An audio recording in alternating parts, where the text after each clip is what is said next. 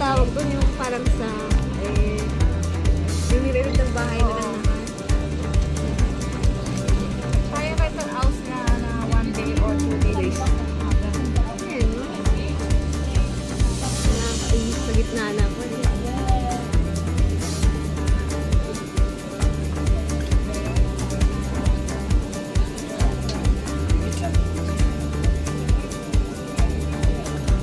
Mayaman sa batuan sila.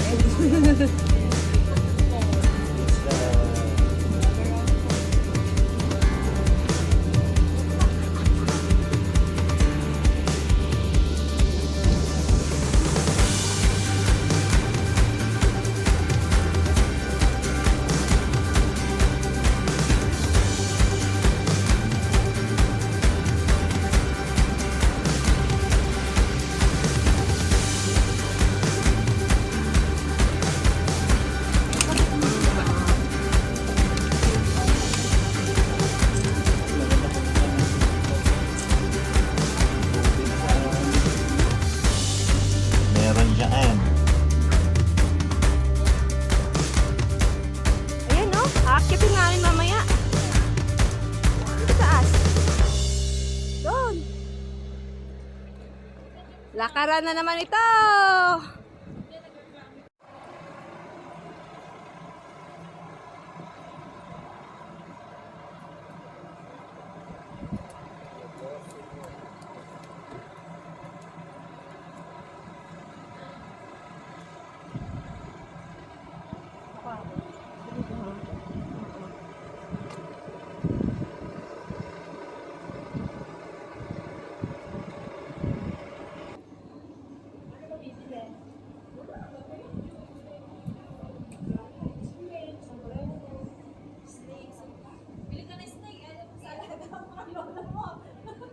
Ayan, naakitin namin.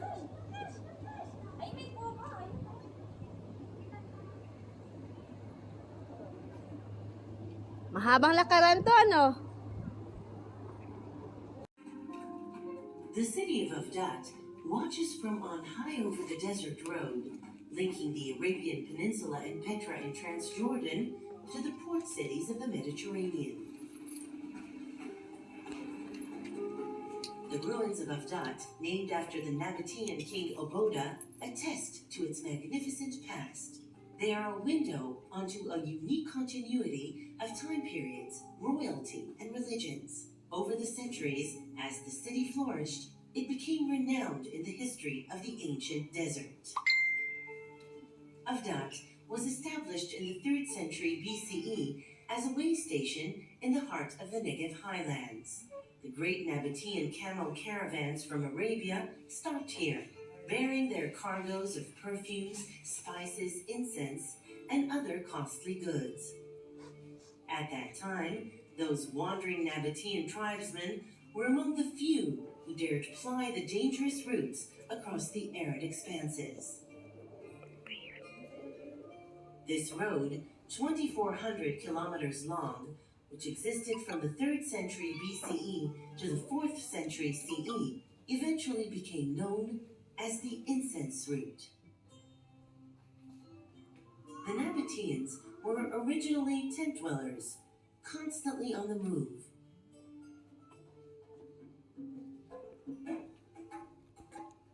Their early laws forbade them to plant trees, build homes, or drink wine.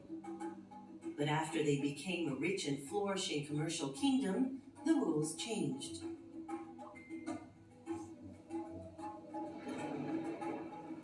The Nabateans learned to channel rain and floodwater into plastered cisterns, which they hid well from the prying eyes of strangers. Using the water for agriculture and to quench the thirst of their flocks of sheep and goats, their hold over the desert strengthened.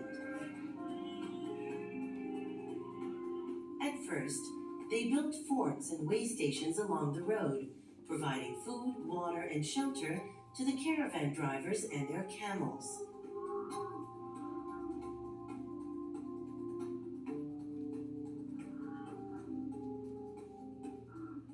Over the years, these way stations became cities like Avdat, one of the most important stops on the incense route. Thus, from a hodgepodge of wandering tribes, the Nabateans became a powerful, wealthy, and united people. But after they became a rich and flourishing commercial kingdom, the rules changed.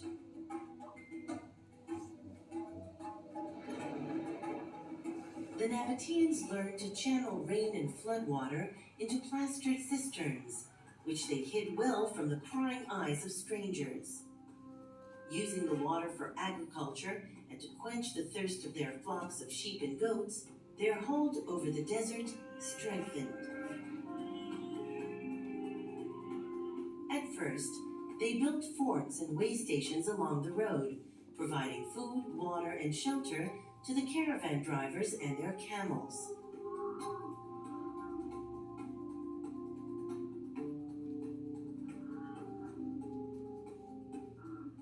Over the years, these waystations became cities like Avdat, one of the most important stops on the incense route. Thus, from a hodgepodge of wandering tribes, the Nabateans became a powerful, wealthy, and united people, led by a king from his capital, Petra. In 106 CE, the Nabatean kingdom was annexed to the Roman Empire. The change did no harm to its thriving cities. At this time, milestones were set up along the road to mark it for the caravans. Settlement in the Negev reached its greatest prosperity during the Byzantine period. Cities grew, more land was cultivated, and additional roads developed, guarded by forts. The Nabateans gradually accepted Christianity, and splendid churches were built in the desert cities. Eventually, Greek replaced the Nabatean script.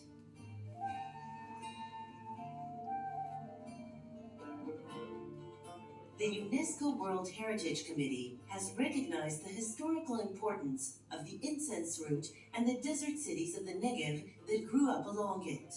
The committee has inscribed as a World Heritage Site a 65-kilometer-long portion of the road between the Moor Inn and Avdat. Most of this segment of the road, which is open to visitors, passes through the Matzok Hatzimim Desert Nature Reserve. Ideas, religions, new technologies, and cultural values also travel this highway.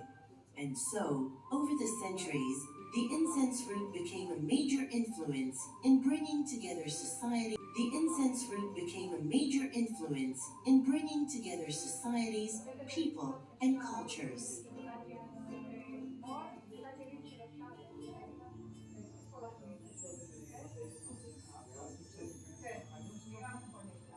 Most of Avdat's impressive sites are on the city's Acropolis, about 650 meters above sea level and 80 meters above the valley below. On a tour of Avdat, visitors learn about the lifestyle of its inhabitants and how a vibrant city could flourish even in the heart of the desert.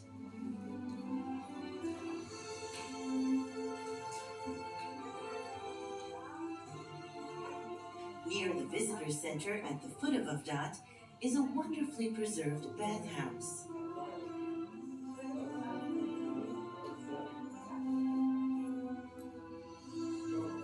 On the way up the mountain to the south is a 3rd century CE Reuben burial cave. On top, at the southern end of the city, is the lone Roman villa, commanding a view of the Byzantine agriculture areas. At the city's entrance is the Roman watchtower with its unusual architecture and a lintel bearing an inscription dating from 294 CE. At the foot of the tower is the Byzantine residential quarter, first inhabited during the Roman period.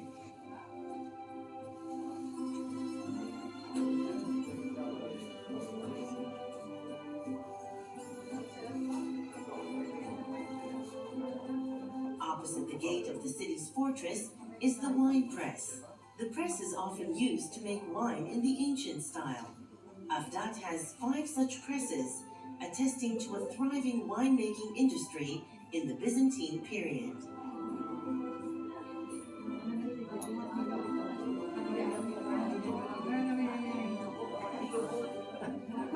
Within the city walls are 2 impressive churches built using stones taken from Avdat's Nabatean temples.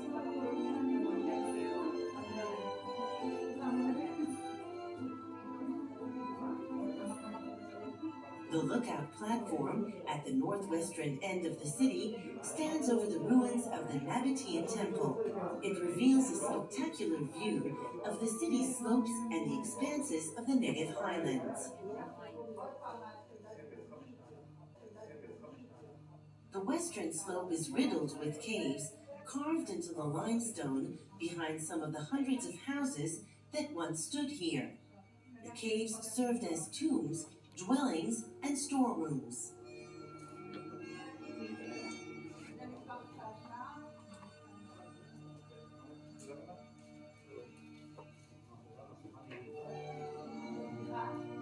Avdat was abandoned followed an earthquake at the beginning of the 7th century CE.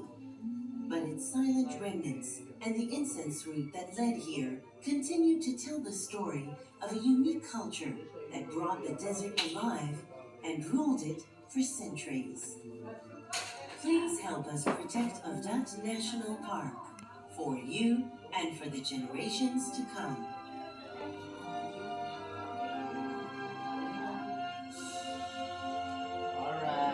You can assume that this is the place, mga kapatid. And this is very significant in the life of Joseph the Dreamer.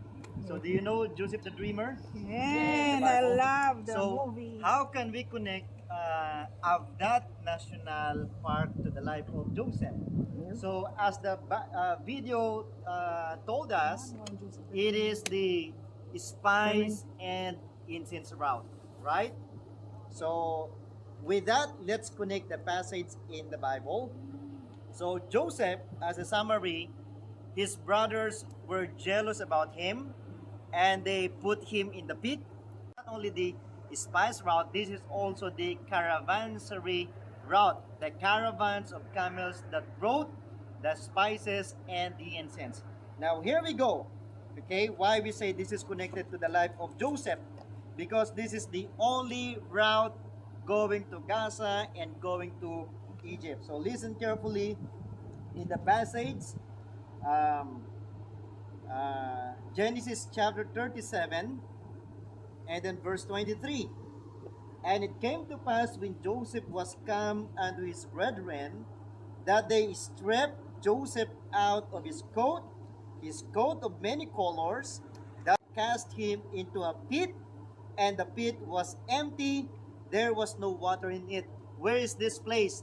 This is in Dothan, in Samaria, in the northern region of Israel, the capital kingdom of the 10 kingdoms. So it's very far from this place, around 150 kilometers away. So that's very far. Let's continue. And they sat down to eat bread, and they lifted up their eyes and looked, and behold, a company of Ishmaelites came from Gilead with their camels, and listen to this, bearing spicery and balm and myrrh, going to carry it down to Egypt. So you see, this is the station in all this wilderness, going to Gaza and going to Egypt to carry this very important spices. You have to stop in this place or else you're going to die in the wilderness, because the camels, they could not carry tons of water for your support along the journey. So they have to stop here in this station before they continue. And then let's continue. And Judah said unto his brethren, what profit is it if we slay our brother and conceal his blood? Come and let us sell him to the Ishmaelites, and let not our hand be upon him, for he is our brother, and our flesh, and his brethren were content. And then there passed by Midianites, merchantmen, and they drew and lifted up Joseph out of the pit, and sold Joseph to the Ishmaelites for 20 pieces of silver, and they brought Joseph into Egypt. And Reuben returned unto the pit, and behold, Joseph was not in the pit, and he rent his clothes and returned unto his brethren, and said, The child is not, and I, whither shall I go? So what's the point?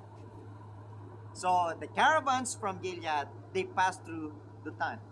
So when the brothers of Joseph saw these caravans, instead of letting him die there in the pit, they sold him, and these caravans is going directly to Egypt to sell their spices and anything that they trade. And along with that, they purchased Joseph upon the selling of his brethren. So all the way from Dothan, the caravans stopped over in this place, and Joseph was with them. And then Egypt, and we know the story, he became a servant in the house of Potiphar, but God blessed him. And then he was accused of raping the wife of Potiphar, so he was imprisoned, but God never forsake Joseph, and he blessed him in the prison. And then later on, the chief butler and the chief baker was imprisoned also. Also, they have a dream. Joseph interpreted it, and to make the long story short, later on, the Pharaoh have a dream of 7 fat cows and the 7 lean cows along the Nile River, and only Joseph interpreted the dream. So what happened in the end? He was promoted as the second most powerful person in the land of Egypt. And later on, his brethren go in Egypt, and the rest is history. Joseph was so blessed by God. You see, from Dothan going here, it could, you know what, sometimes you're going to pass in way of trials and hardships in life. But don't focus on those roads. We don't know the destination. It could be in the end of your journey, there's a blessing ahead of you. So don't judge the present circumstances. Just wait on God's complete history for your life. Yes?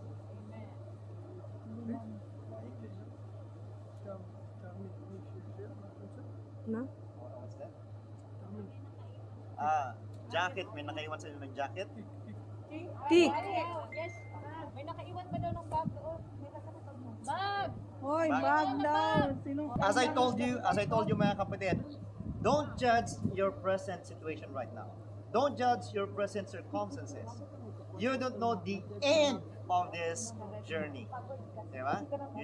You don't know the end of this journey. It might be God is preparing a wonderful chapter of your life after hardships, after sufferings or long journey. And in the end, God will gonna bless you. Just keep on trusting in the Lord and be faithful to Him forever. Like Joseph, he remained faithful unto the Lord. So, welcome to Avdat National Park. Let's begin our journey. Yeah! Gusto niya, sagot ka naman. Mahaba yung nagyatan. Kapag dito tayo, pwede naman pala mag-over the back. Doon na, Baka pwede dito, diretsuhin na.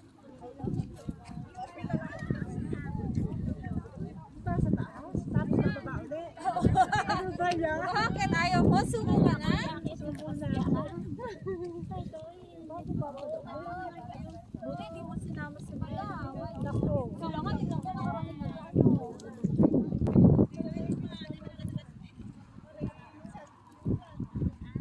Layo-layo. Mas malayo yung Avdat. Dalawang bundok ang lalakbay natin doon. Part 2 eh.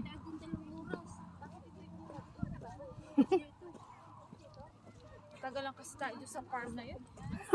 Kung hindi tayo kung sana, natagalan doon. Isang oras din tayo doon.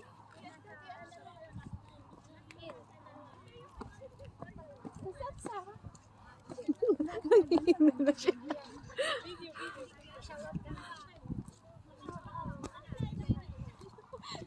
Pag-shoutout ako sa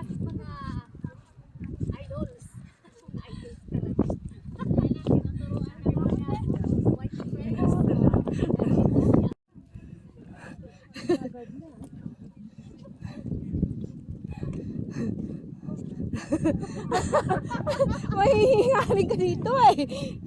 Yara tata oh. Yeah. Si Pastor Tara hindi ka nakapagod. Na ano lang.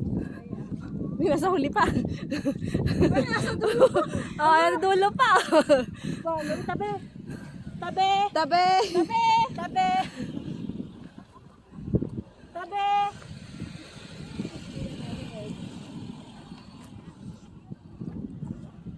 Kala kaya makakarating yung nasa baba na yun. Ayan, malapit na. Ayun na, may hagdan na. Pero ito hindi ba yun? Ano? Hindi. Katulad din sa... Naim. Katulad na natin tayo. Nakakakis. Ah, layo sa Telakis. Telakis. Ay, init doon. Nasunog ako doon eh. Grabing init doon sa Telakis. Hindi na pantay yung kulay eh. Nakakapagod ka na. Ay, ay, ay.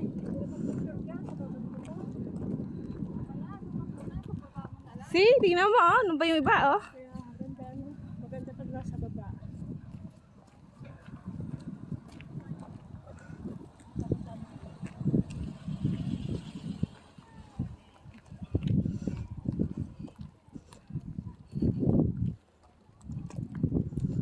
Oh, may hagdan ulit sa harap.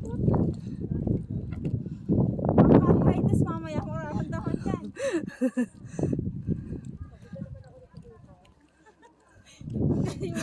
Sabi niya, Lola, ano siya? Hanilo! Sabi niya, Puebla, Raglaan.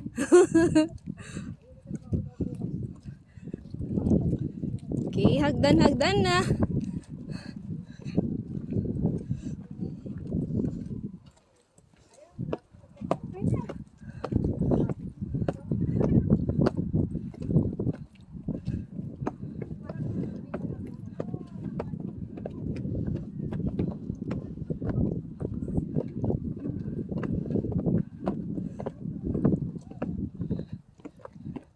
Yun na.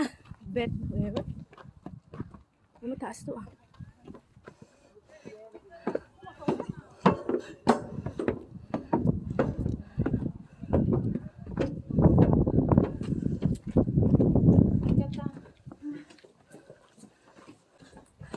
Naku, may ka na ng picture. Umakit muna tayo.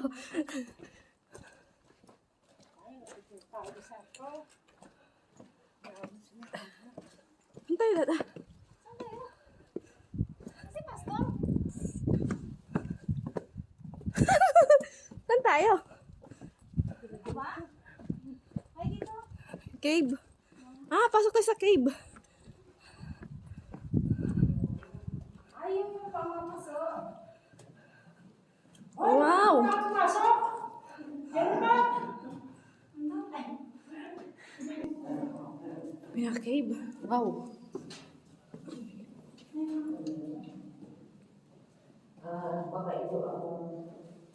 Ito, pinamadilim pala dito. Wow.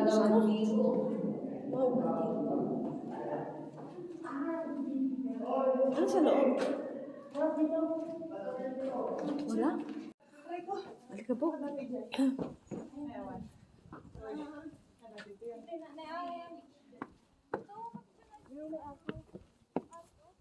Wow! Oh my goodness! Ito yung kanina page.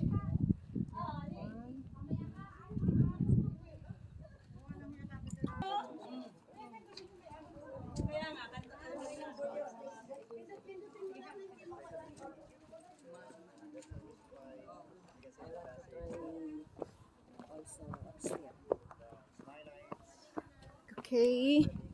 Next tayo sa taas.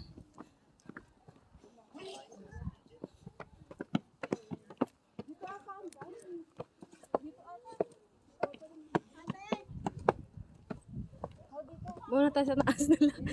Muna sa taas. Ayaw ko si Pastor, mamaluwanan ko siya. Alam na may buko. Kasi pag tayo.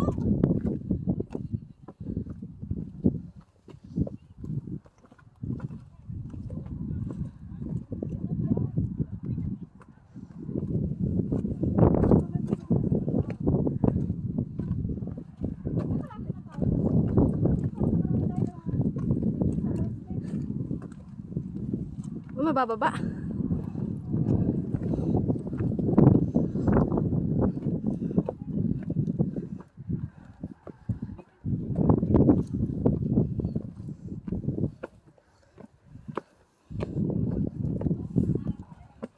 Oh my God, para ka mahihilo nito.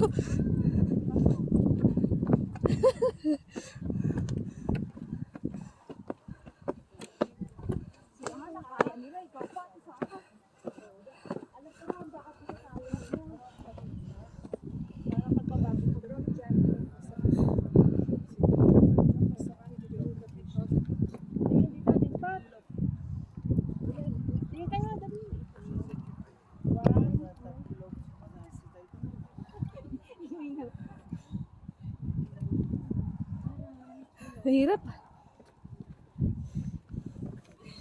Oh my God.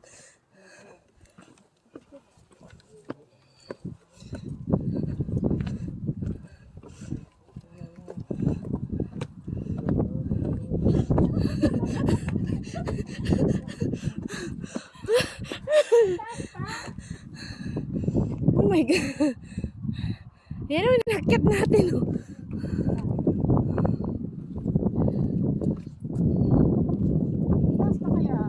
Huh? Kaya mo ba? Maulas paano pa daw yung isa eh. Yun, may tubig. Ano yun? Hindi. Invitation ka na dito.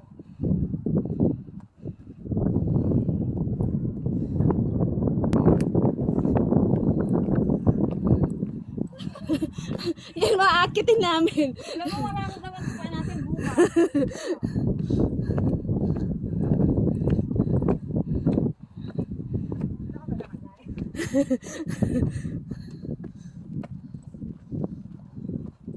Sila pa punta pa, pababa na tayo. Kakain na tayo. Ah, ito na yun, yung pinaka niya.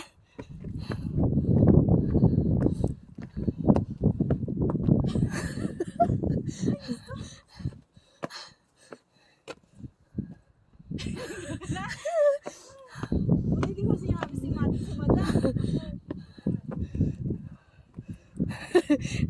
Hinihingal na kayo. Sabi niya sa baba. Yan ba naman?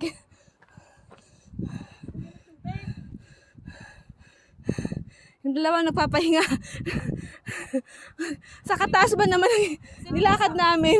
Pakita mo sa baba. Ayan oh. Doon kami galing sa may mga bus.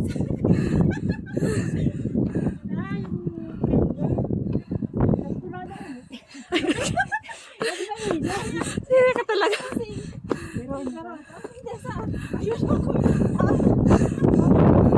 Saan tayo dito? Dito, dito. Ah, dito, dito, dito. Wow. Ah, meron pa dito. Yan, papasukan na naman natin. Ito, papasukan. Ganyan kataas dito.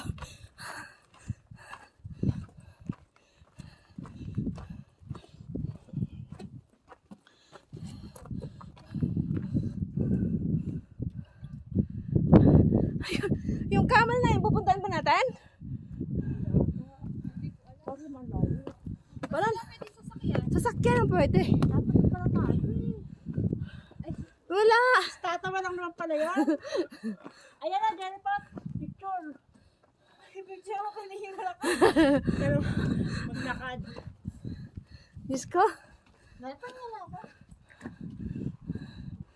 Ay, tahan yan na naman. Ay, meron pa dito. Maganda? Dalian nyo, madami na sila. Kaya sa poste-poste. Ayan, nasa top na po kami. Dito pa, dito ako sa gitna.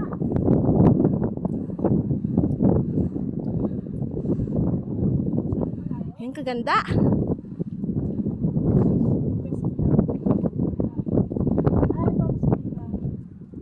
O, ganyan.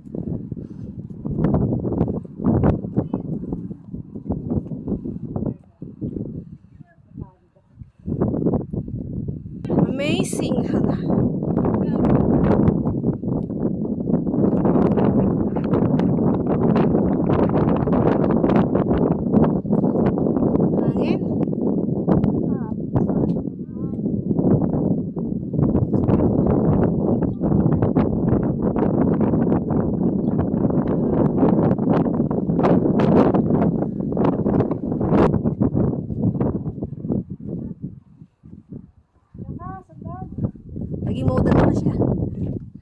maganda pala dito. Bilisan na. Ay, nakabidyo pala ako. Kaya pala. Ay, sorry.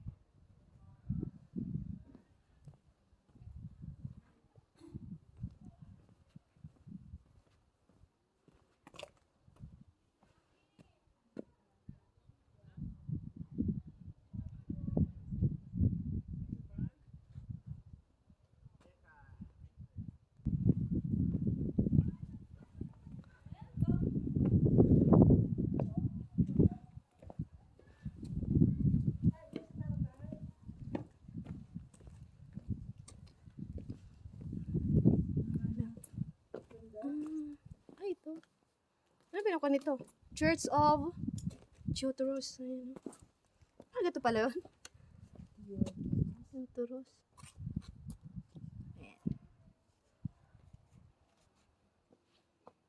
Ayun, pagkatapos, baba na. Si Jenny, bababa. Doon kami doon. Baba pala naman. Kababa. Wala na yun eh.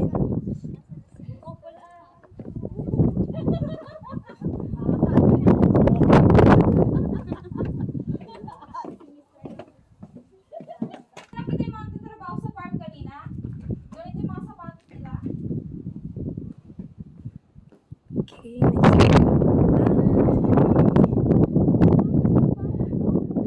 Banat, bye! Next destination!